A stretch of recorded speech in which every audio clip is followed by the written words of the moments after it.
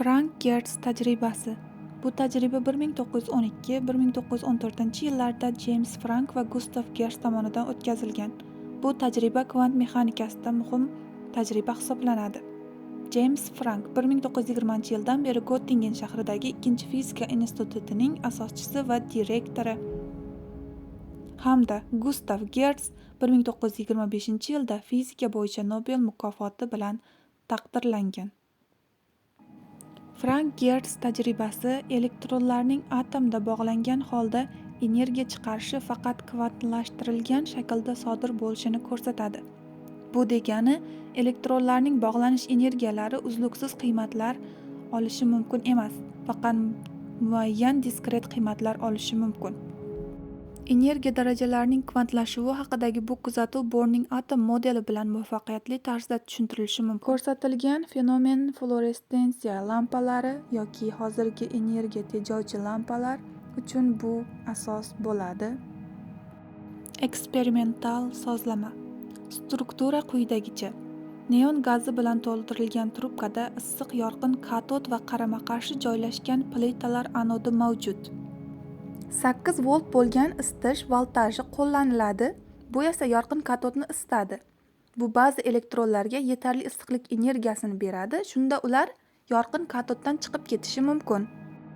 Ular past voltajli 3 volt orqali tarmoq anodiga tortiladi va u yerdan ikkinchi tarmoq anodiga U1 99,9 volt tezlashtiruvchi voltaji bilan tezlashtiriladi.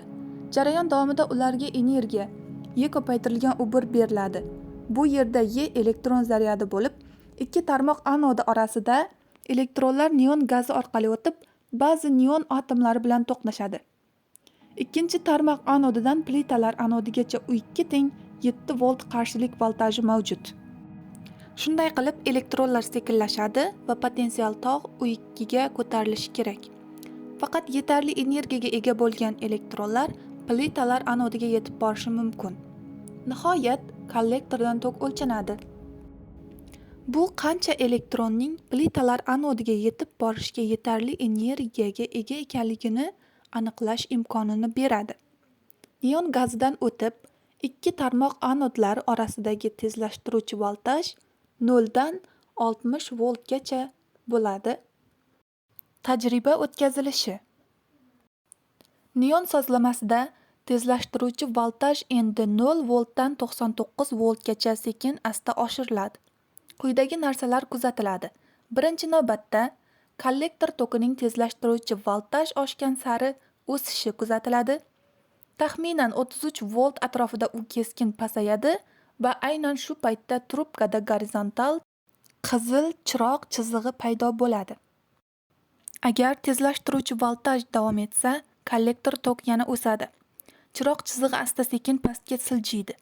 Taxminan 51 volt tezlashtiruvchi voltajda kollektor tok yana keskin pasayadi.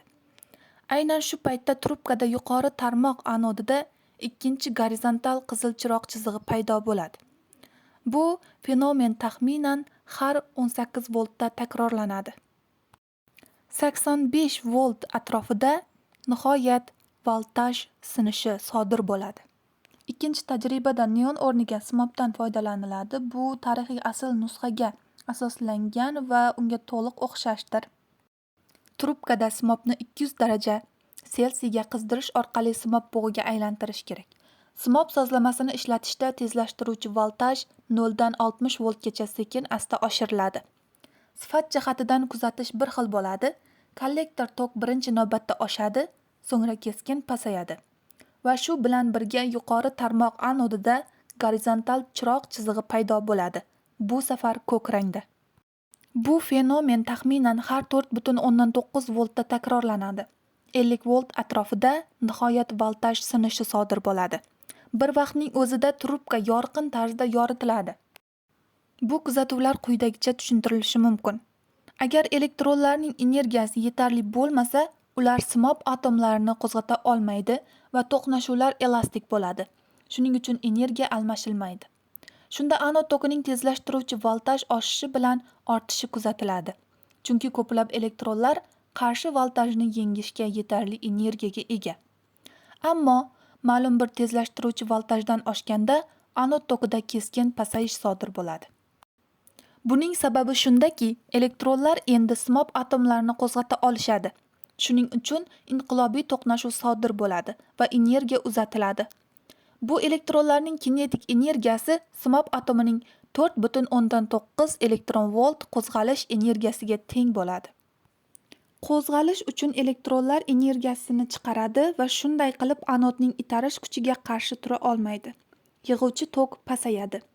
Agar tarmoqdagi tezlashtirish kuchlanishi yanada oshirilsa, yig'uvchi tok yana oshadi, to elektronlarda 2 marta simab atomini qo'zg'atish uchun yetarli energiya bo'lmaguncha.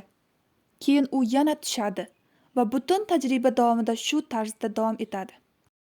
Shunday qilib oqim har safar yuqoriroq ko'tariladigan davriy jarayon mavjud. Minimumda oqim hech qachon nolga tushmaydi. Chunki barcha elektronlar simab atomlariga to'qnashmaydi. Shuning uchun anodga to'siqsiz yetib boradigan elektronlar har doim mavjud bo'ladi. Berilgan tezlashtirish kuchlanishi qanchalik yuqori bo'lsa, anodga to'siqsiz yetib boradigan elektronlar ko'payadi va shuning uchun oqim doimiy ravishda oshadi.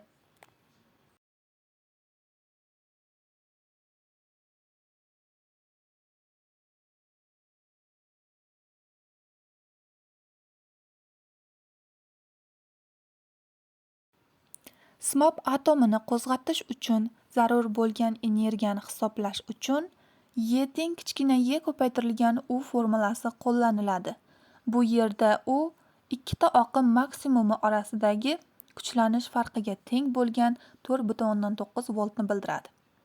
Agar bu qiymat chiqarilgan yorug'lik kvantlari energiyasiga mos kelsa, E teng hnu Planck kvant konstantasi bilan birga E teng quyidagicha formulani beradi. Bu yerda h Planck doimiysi bo'lib, uning qiymati 6,62 ko'paytirilgan 10⁻34 joule ko'paytirilgan sekundga teng. Quyidagi formula qo'zg'atilgan simab atomlarining asosiy holatga o'tishi paytida chiqariladigan fotonlar energiyasini hisoblash imkonini beradi. Simab uchun chiqarilgan yorug'lik ko'k rangda bo'ladi.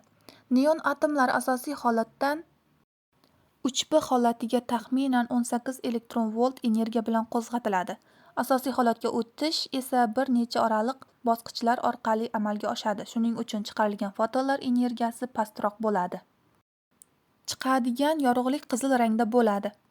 Xulosa qilib shuni aytishimiz mumkinki, Frank-Gers tajribasi shuni ko'rsatadiki, atomlardagi elektronlarning bog'lanish energiyasi faqat muayyan diskret qiymatlarni olishi mumkin, ya'ni ular kvantlangan.